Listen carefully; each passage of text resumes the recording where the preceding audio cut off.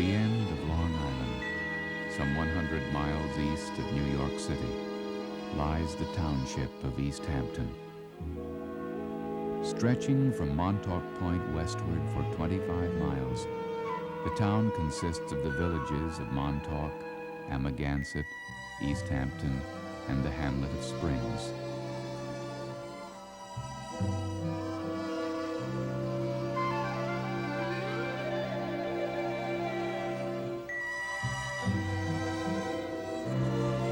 Founded in the 1640s, East Hampton has for nearly 100 years been a noted summer resort. But in the last few years, a year-round retreat for members of the artistic community.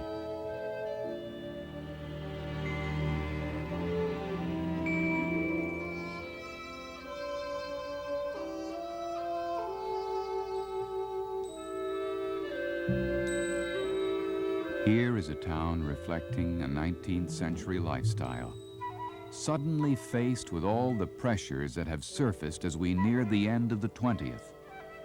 Not yet engulfed, as so many other communities have been, East Hampton's ability to compromise with the realities of our times may indicate the ability of other areas like this to survive in tomorrow's world.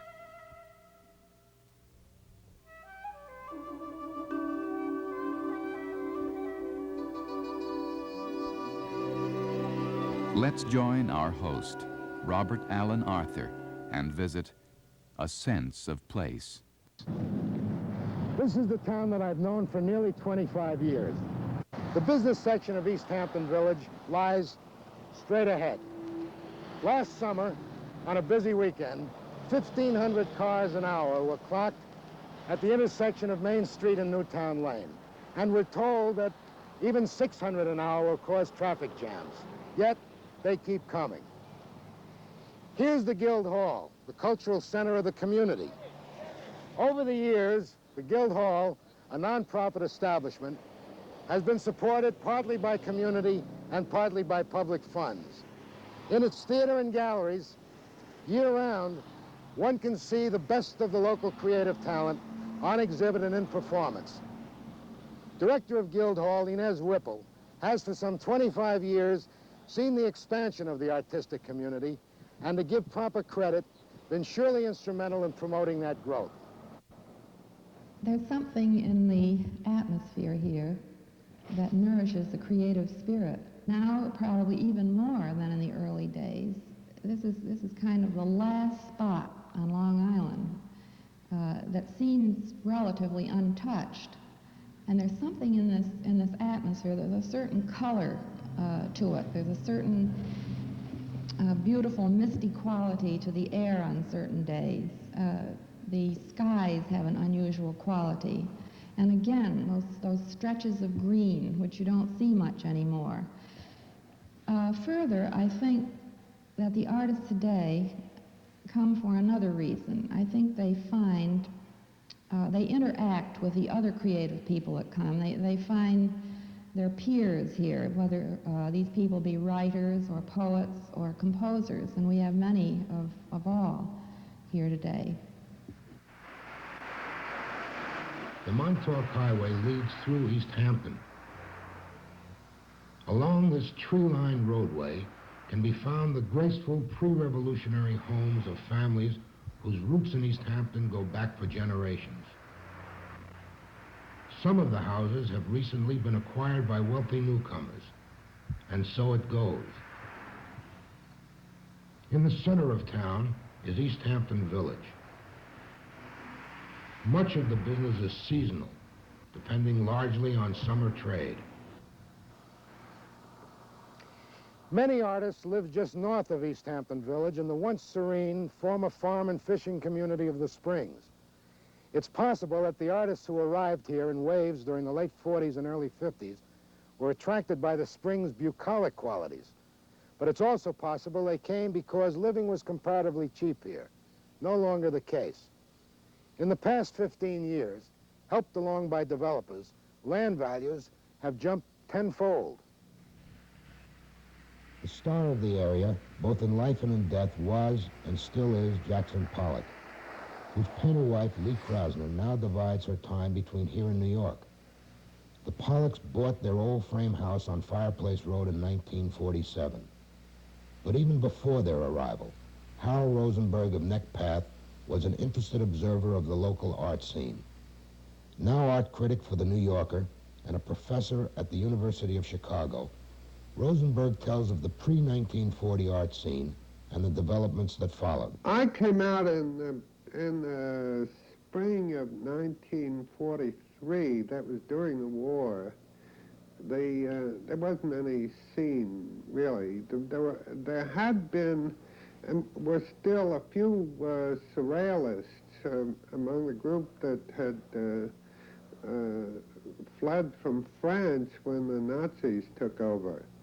And in its modern aspect, they were the art world of East Hampton Springs. They discovered the place. Around the time of Jackson Pollock and shortly thereafter, was there a greater influx in artists coming to the area? Well, it took a long time. Pollock showed up about 3 or 4 years after I did, and he wasn't well known. You mustn't look back at things as if he were the Pollock of 1972, who happens to be dead. At that time, he was a young artist, and his coming out here didn't mean very much to anybody, but he liked the place, and we all talked about it, so slowly more artists came out. And, the main thing was that it was a very nice place. There wasn't any particular attraction. Artists were not attracted at the beginning by artists. It's the people who are not artists who are attracted by artists. Well, we visited some friends in 45, the summer of 45, who had rented a place here on Louse Point. And we were Jackson and I were invited to come up for a weekend, I guess it was. Neither one of us had ever been in the area before. And these people we were visiting were looking for a house. We accompanied them through the area. Just came to me after dinner one night. I said something like, why don't we rent out here one winter? Sublet on 8th Street, bring out canvas books. Well, Jackson's response was though I had gone crackers, and I thought, yeah, he's right, what a crazy idea. But he had a delayed reaction and announced that we were going to come out here and live out here, whereupon I thought he'd gone crackers. But that's how we got here. So it wasn't all planned or thought out. It was just in that little encounter with the friends. We drove around, we saw the area. I felt very drawn to it, and I guess Jackson did too, since he declared it, you know, give up 8th. I didn't go that far in my thought. I thought a winter or so might be nice to try out here. Are there any qualities that stood out then as being especially attractive to Qualities? other places? Well, the quietness, for instance, back of my house, just the quietness of that landscape, the ocean being available in a few minutes, seemed as good a place to try by way of breaking from the city. I guess primarily what I'm saying is there must have been a need, even if it was unconscious, to blow from the city for a bit. Jackson Pollock died in an automobile crash on Fireplace Road in the summer of 1956.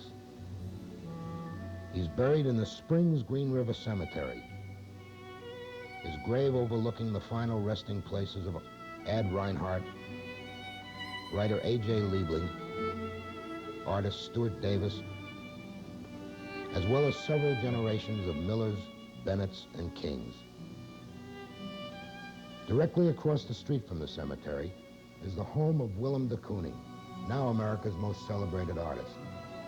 Bill de Kooning's studio is about a mile away, just off Fireplace Road. On most days, you will see de Kooning bicycling his way between home and studio.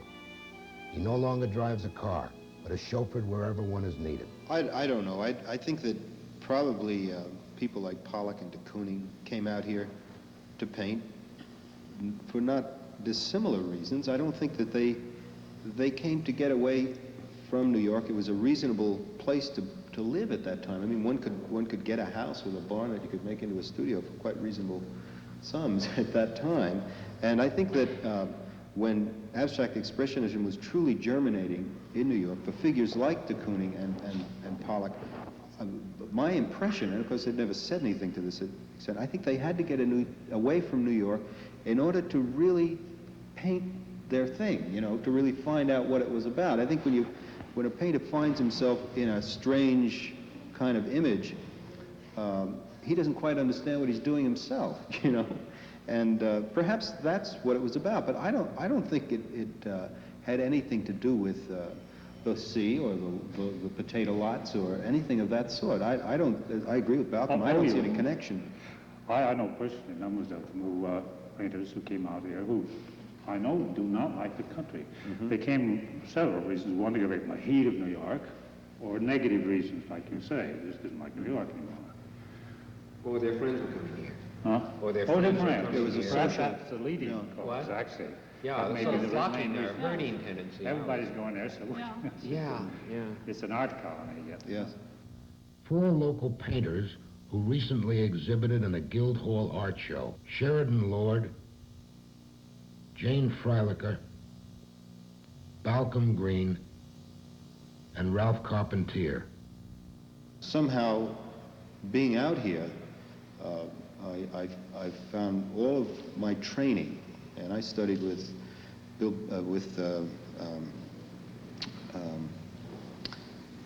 an abstract expressionist painter, and I was not particularly inclined to that kind of painting myself, but all of my the way in which I related to painting was definitely connected to that school of painting.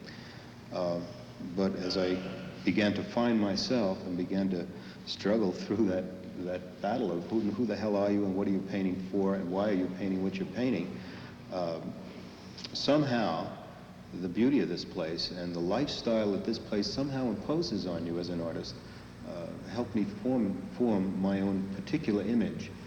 And I would say that that's true of most of the landscape painters out here, the people who really let the landscape touch them. This is Amagansett Atlantic Avenue Beach. It's had other names.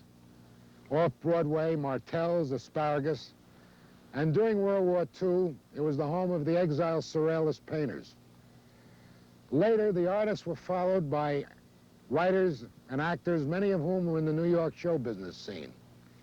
Each has his reason for being here, and each has a special feeling for the area. We came with little babies that we carried around in baskets. You'd say, pick the baby up off the floor, the dog's coming in, kind of thing. And then as they got older, we had to expand, you know, the house had to get bigger. And then we moved from the bay to the ocean. The ocean mostly attracted us, and the fact that it was, at that time, much quieter than it is now. It wasn't a popular resort at the time. And in the past 10 years, I've made movies in Crete, Cambodia, Spain, France, all around England. Each area had its asset, but East Hampton seemed to combine them all. It had sandy beaches. Most of the European beaches are not sandy. It was cool. Most of the European beaches were quite hot. The ocean is rough and has great character here. The Mediterranean is calm and lake-like. So each one had its advantage, but East Hampton seemed to combine them all. The value of this place for me is the recharging of the emotional batteries. You know, after a season, either making a film or a play, to come out here in the quiet and the beauty and the clean air. And all the pressures seem to go as you come to East Hampton. You walk on the ocean or go bicycle riding, and it relaxes you. I thought I was going to be married several times, and I thought I was going to wear fur on the bottom of my dress. And now you should get the reaction. Eli Wallach and his wife Ann Jackson enjoy active show business careers and solace in East Hampton. No, you know, the very interesting thing is, when you're starting in a career, you think of making your mark. You don't think so much of the boring aspect. of sitting around afterwards and thinking, I don't want to do that, or I hate to do this. The drive and the spark that exists as a young actor or young craftsman is what's marvelous and refreshing. I know that I never thought in terms of what I could buy for what I was making. In the first place, I never thought I should get paid for what I was doing, because secretly I thought, oh my God, I mean, if I should pay them for letting me do it, you know, for letting me act. As you get on with it, you know, and it does become a trying experience, then you realize that you do have to get paid for it. But it wasn't ever, you know, actors used to buy houses and name them after movies or plays. I never really understood that, because the work and the money were never the same thing to me. And the life career span of an actor is this, or bigger, and he finds that the best tonic, the best thing in the world is the work. That the rest are all coupon clipping. You see, you don't have to work anymore. You just clip coupons or invest or become a businessman. That's not the secret of the actor. What is coupon clipping? Well, dividends and interest payments and things like that. Oh, well, you know about it anyway. Yes, I do. What I'm saying is, when you start out, you think, all I want to do is act. And after a while, if you're a successful actor in America, you accumulate an agent, an accountant, a business manager, a lawyer, financial advisor, and ulcers. Yes. Right? You know, I never thought I'd get to the point where I thought, I really don't like to act, or I really don't want to act anymore. I'm at that point now. Now, I do have to get paid for what I do, because it really is awfully hard work. Is there any one single factor you think that many people in film and in television and radio found about this place that drew them out here? I don't know if there's any one single factor. I think the proximity to New York City, obviously, is probably the most immediate factor.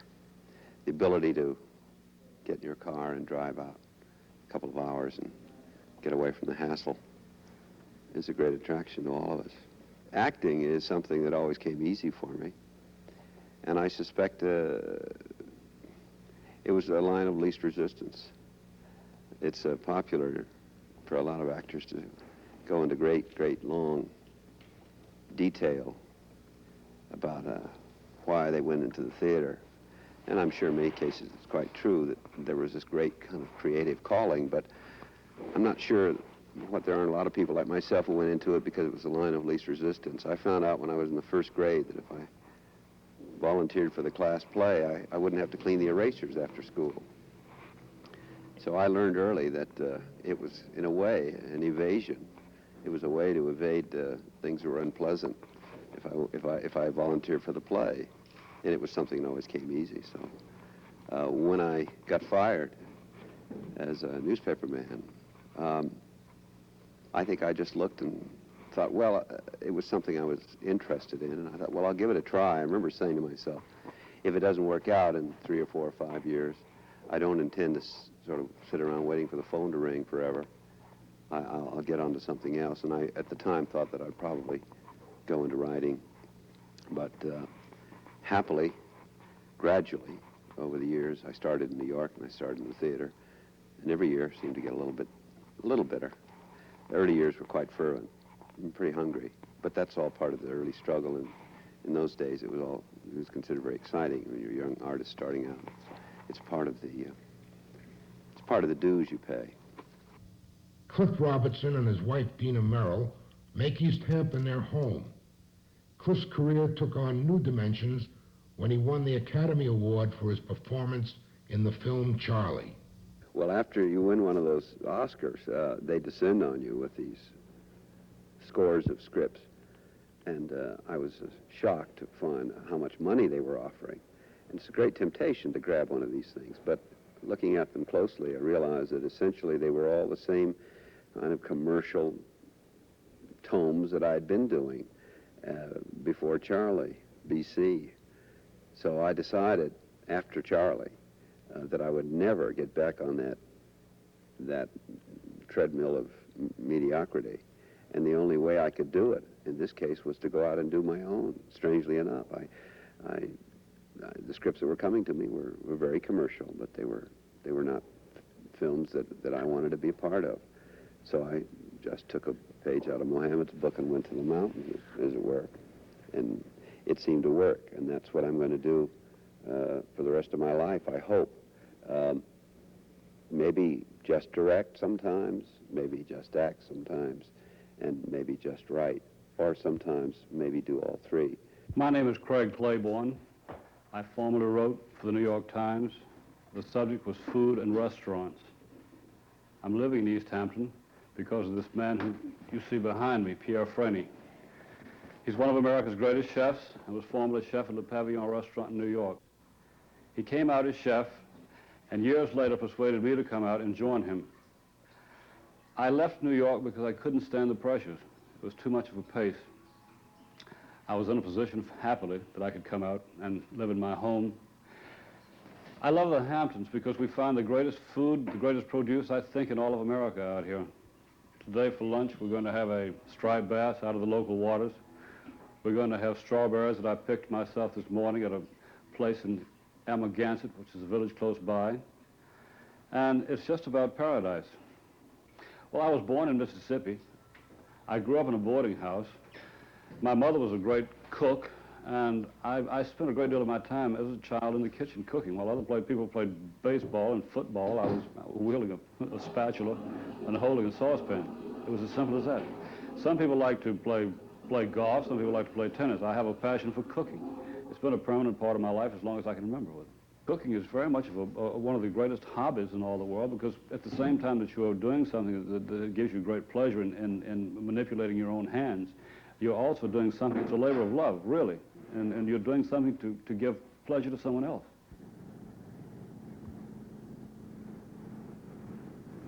I didn't grow up in Manhattan. I grew up in Larchmont on Long Island Sound.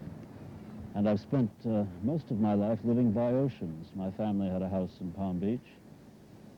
And I feel the necessity of living by water, and that doesn't include lakes. I've got to be by an ocean all the time. I go into Manhattan. I went into Manhattan when I was a kid, only when I had to.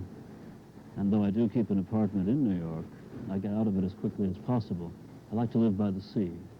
Playwright Edward Albee has a home overlooking the beach in Montauk. Liking the theater as much as I do, wanting to go see plays that I enjoy, which may be one of the reasons I started writing plays. So I don't like most of the plays that I see, and I do like seeing most of my plays. The workshop is a writer's colony that my foundation runs about 5 miles further out. That's sort of an oceanside version of the MacDowell colony, with painters, playwrights, and novelists who just go there to have the isolation and the peace and the free time to sit around and write and paint. I find New York City too much of a seduction when I'm there. There's so many other things I want to do other than write.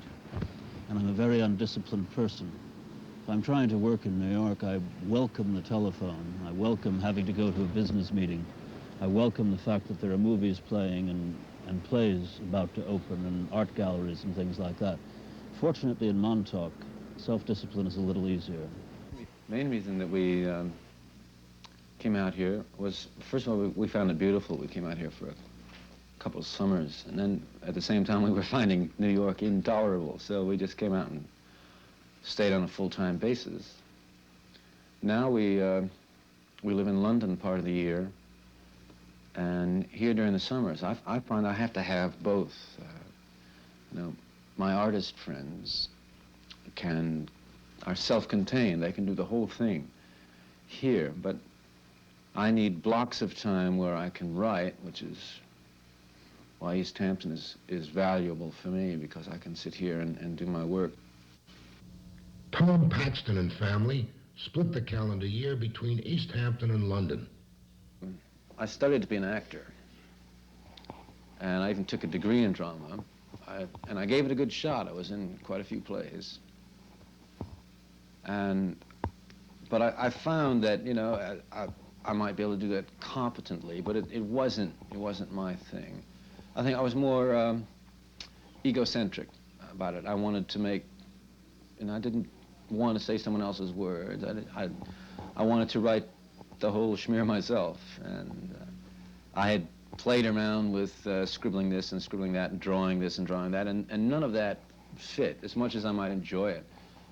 But almost the same time that I began learning folk songs, I began trying to write them too, and I found something I could do, and that fit, and that I was happy and excited about, and ambitious to do, and eager to do, and that came very early.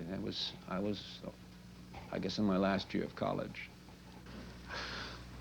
Well, there's a whole different, there's a pace to life here, which is very complementary to pace of life in London. It's slower. But I think I can say in fairness that at times the pace of life here is not so much slow as it's lethargic. And I think that has to be guarded against by me very, very, very strictly. James Rosenquist, leading contemporary painter.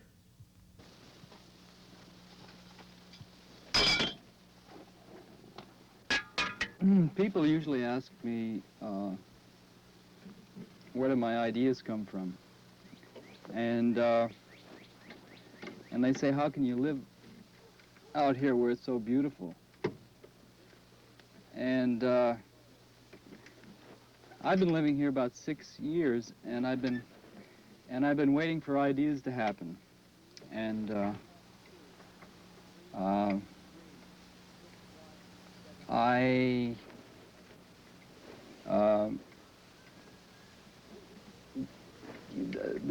came out here to get some, in this specific place to make a drawing, make some sketches.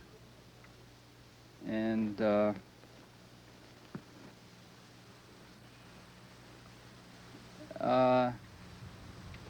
I don't miss the city at all. And I like it a lot out here. Well,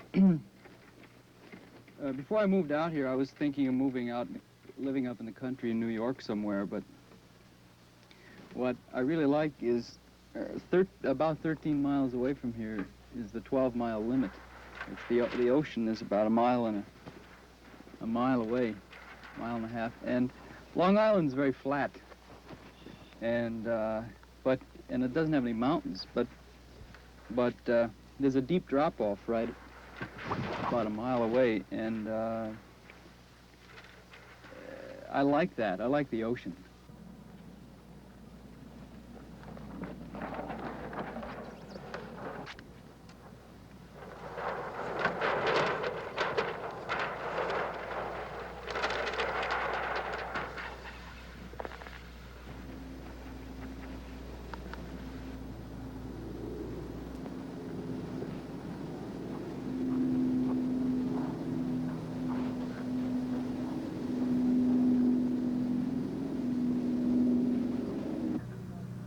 I'm not, it's an extremely isolated kind of privacy that you have here, which is terrific for work. I'm not sure about it, let's say psychologically, but until I can get this work done, I find it ideal. Well, it's beautiful, and it's an open space with change taking place all the time, which is what I think life is like. Except we don't have too much open space about it. We do have change all the time. The open space is what I can use to work in, and try to fill up with my work and my words,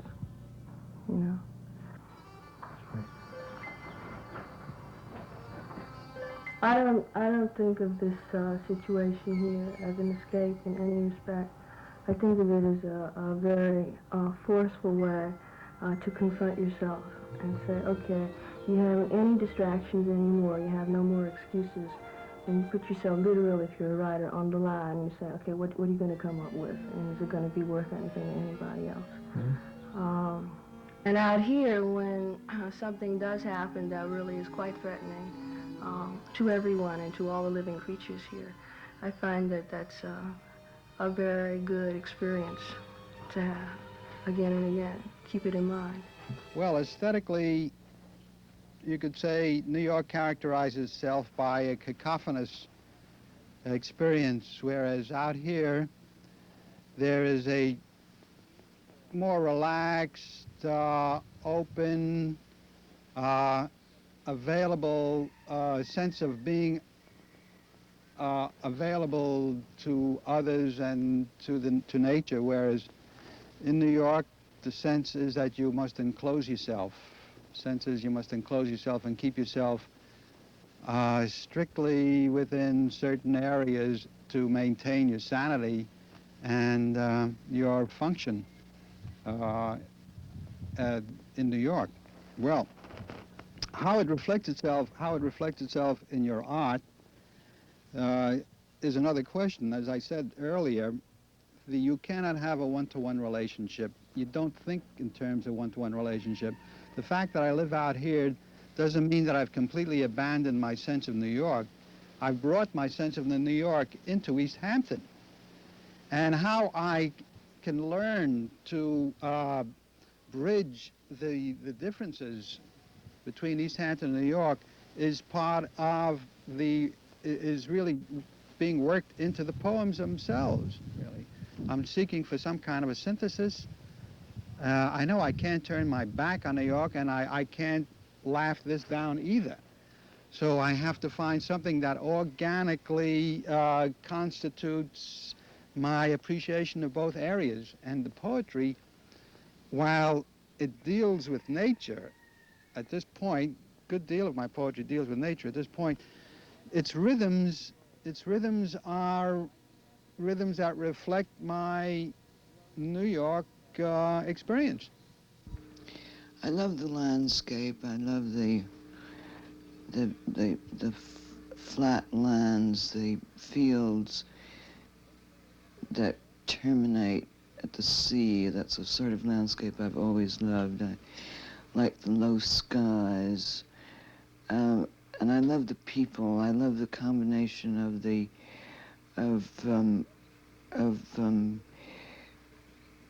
agricultural and marine industry. The local people are the most ingratiating workmen in the world, and in some ways they're the most infuriating, because they are so much a part of the landscape that they are totally allied with the sea, even though they may be plumbers or electricians or carpenters. It's hard to get them in the spring because they're getting their boats into the water. And in the summer, they're in their boats. And in the fall, they're shooting ducks from their boats and getting their boats in out of the water. And in the wintertime, they're tying flies and mending their nets.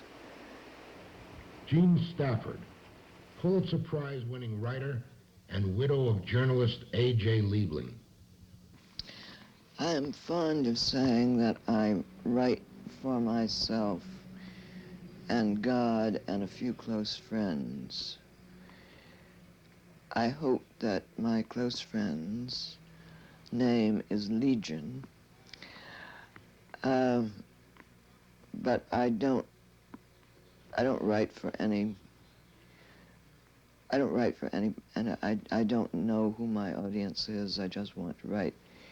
I just want to entertain and move. The trouble with cats is that they are not intellectual.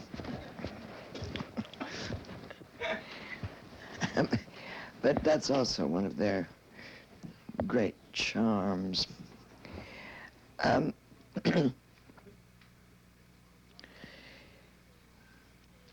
I just had to be a writer because my father was a writer, and it never occurred to me to be anything else. I am writing a novel. I have two studies. In my upstairs study, I'm a novelist, and I work on my novel in the morning, and in the afternoon, I right in my downstairs study, and I'm where I review and where I am writing numerous essays on numerous subjects, and I have projected a book of miscellaneous pieces of nonfiction. In some ways, I wish that I could pay my mortgage and the telephone bill and Uncle Sam and that wretched governor and all the rest of the bloodsuckers by, running a candy store. I really would love to run a diner for truck drivers. But since I don't quite have the physical stamina to do that, I review instead. In New York, I never felt that I was completely unpacked. And in East Hampton, I feel that I really feel that I live here and that I will die here, that my next move will be to the Green River Cemetery, where I have my plot. Although creeping urbanization is surely threatening East Hampton, the problem is largely a seasonal one.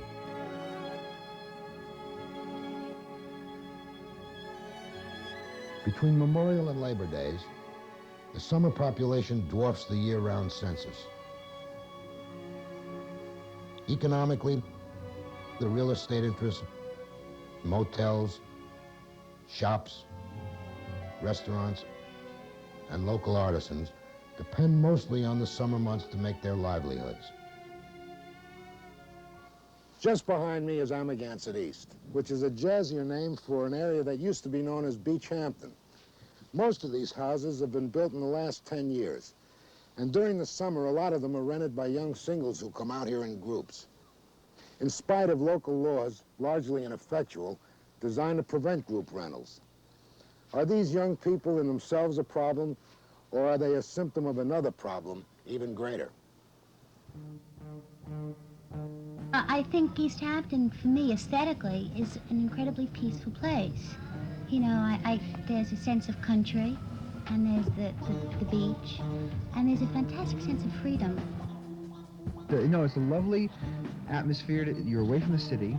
You're away from the hustle and bustle, if I can use that cliche. Oh, I won't.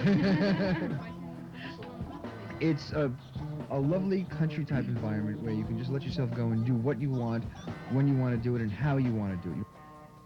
I like escaping from New York on the weekdays, and on the weekend you have the beauty of all the advantages of New York because so many New York people are here. The town has decided, well, they don't want any groupers around, and we have as much right to be out here. It's what we rent our homes, we pay, we give the business people out here a lot more money than they could ever make off the people who live out here and the families that come out here. The impression given of the group is mistaken. It's not wild. Sometimes I wish it were, but it's not. The whole Banneker crowd, which is the antiquity here, wants to preserve the antiquity. And through the years, you've had different types of invasions here. You've had an artistic invasion, you've had a homosexual invasion, now you have, as they put it, a grouper invasion. And all of these invasions have managed to survive. There's an artist colony in a certain area, there is a homosexual area, and there's a grouper area. All these things have phased in. Financially, they're an asset to the town. Now, certainly, I can understand from the Banneker standpoint that they don't want this to become a Fort Lauderdale. It's a quaint town, and East Hampton's one of the most beautiful towns in the country, in the world, I would imagine, as a small town. I don't think this is happening, and we want to do nothing to change this in terms of conviviality, in terms of a passive vacation resort. But we need their understanding of our position. We're here to have a nice time. I think East Hampton town's growing a little bit too big for me. I liked it a lot better 10 years ago when there wasn't quite so many people around. It's getting so, every year, there's more and more people coming out here, and it's just to me, you just can't move around here in the summertime for the people. If a bunch of fish shows up during the day and there's 500-600 people laying along the beach in that area, why it definitely gives us a problem. And 9 times out of 10 we can't haul them because of the people.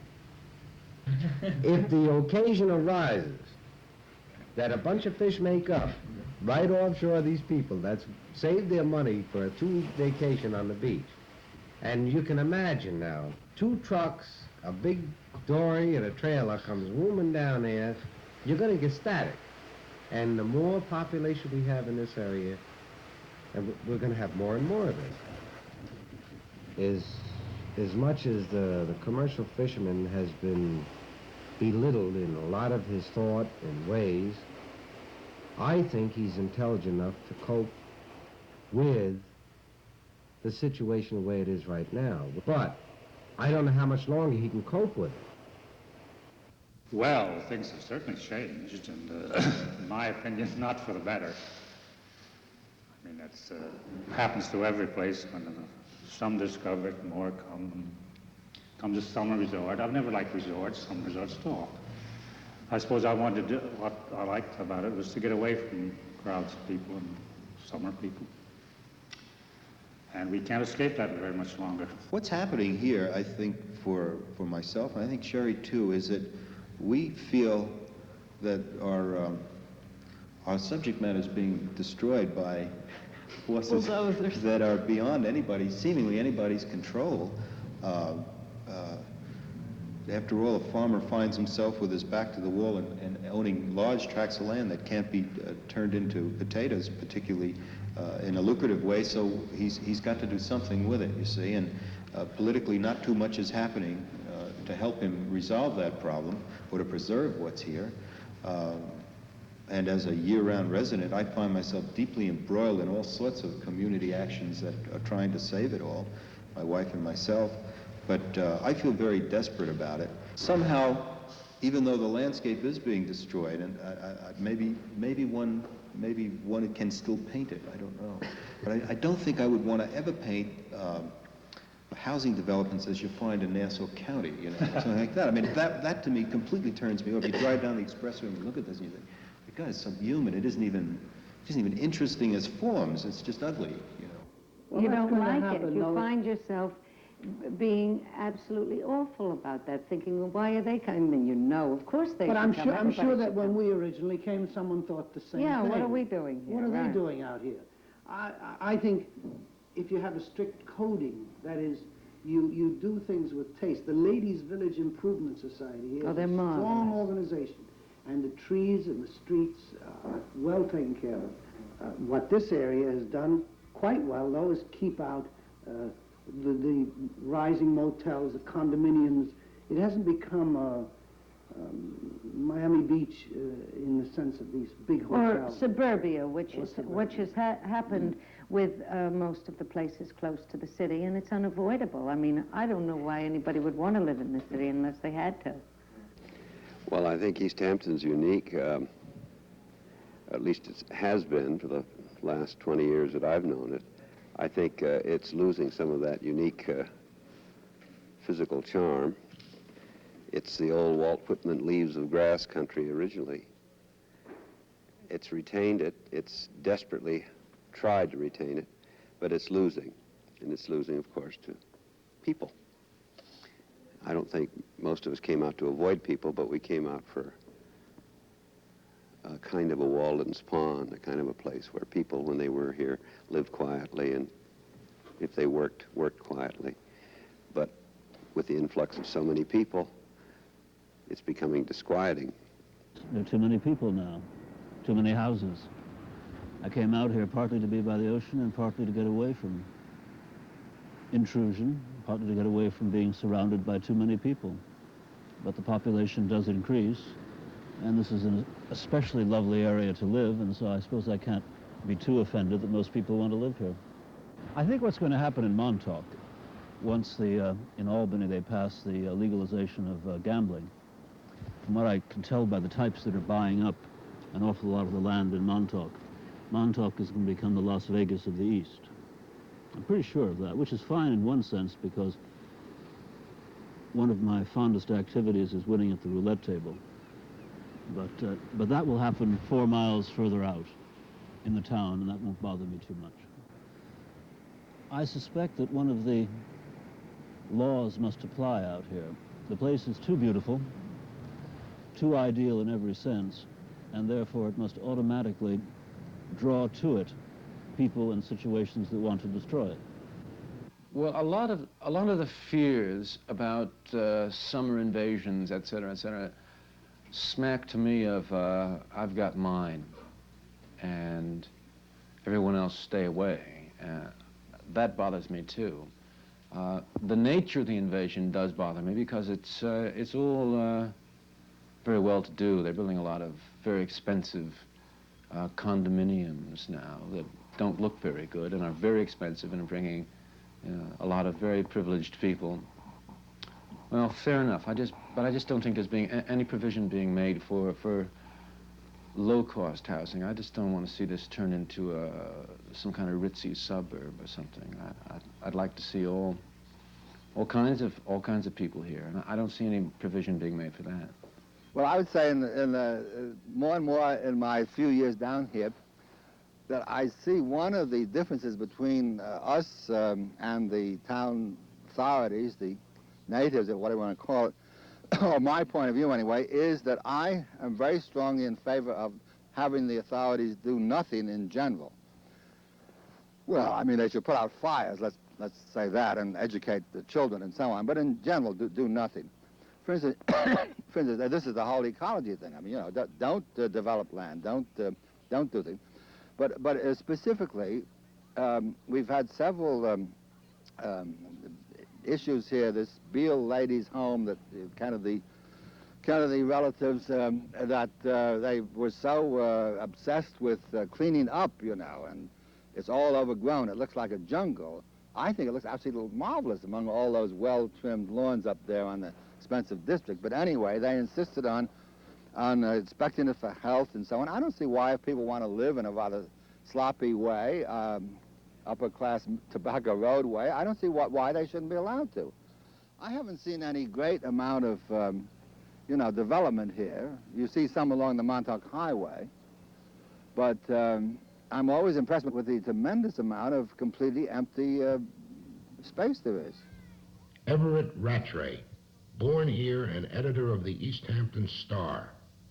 I don't really think that the place has changed that much over the past 14 years, or that it's changed that much within my memory, which goes back about 30 years. The population has probably doubled in that time, but basically this is still the same sort of place that it was in the late 30s. I think probably the biggest problems now are problems of planning, which really means problems of ecology and population, and generally the area has been reasonably forward-thinking in its planning for to control future growth. There have been some notable lapses, but on the whole, Southampton Town, East Hampton Town, which make up the whole South Fork of Long Island, have at least acknowledged that they have to think about the future, which is more than some areas do. The artists say there are too many people. Other residents disagree and claim the area hasn't changed much in the last 10 years, although we know the population has doubled over that period. Is it that the artists are more sensitive to change, or are they alarmists? Do the local people have a better long-range perspective, or are they afraid to admit the change, knowing an admission of a threat, a serious threat, requires some kind of action? Montauk is a microcosm of the kind of problems the east end of Long Island faces. Population figures and the visual signs of urbanization seem to support the view that the area has certainly changed. If one is a seeker of refuge, the change is not for the better. The economy of the community is tourism, and what brings the tourists here is the rural nature of the community, and the more people, the less rural it is. Right now the area is almost unspoiled in the winter, like it's empty and it's isolated and it's beautiful. And the idea of building condominium apartments in Montauk to me is a little bit frightening, because this is a beautiful area to be in. As far as bringing in business goes, if it's going to mean like destroying the area ecologically, I don't think anybody wants that. As long as there is as much commerce as the traffic will bear, we're much more concerned with keeping the traffic in this end of Long Island farther down. Maybe that's a very negative management kind of statement for people who are listed in the yellow pages as real estate developers. It is losing its character very fast, and shopping centers and condominiums and all those things are following us, and it's rather tragic, but I suppose it's inevitable. Somehow I find that useful structurally in a picture, and yet I recognize that it really is such a violation of what really is pastoral and beautiful. It's a very uneasy relationship between East Hampton and New Yorkers. East Hamptoners need them for the money and I suppose for the variety they bring into the lives of the settlers out here. But I don't know how long this sort of atmosphere can last with New York spreading itself in all directions. People come out here on weekends and they swell the population. It happens overnight. So in overnight, you get the frenetic rhythms of New York in East Hampton. In the last 10 years, because of this growing number of people that come out here for the summer, I suppose it all began farther back than that, but certainly in the last 10 years it's gotten very pronounced. And so you run into all kinds of people that it's almost like New York by the sea. A number of the people in the artistic community are concerned with fighting against the greed of real estate speculators and people who want to rape the land and then leave it barren. There was some agitation that the open land, the potato farms, would be bought up by the county and leased to farmers who would retain its present beauty and he could afford it economically. And I certainly would approve of that. Crisis proportions or no, if the residents can agree on the problems and find a way properly and fairly to control growth, then East Hampton will be able to retain its identity.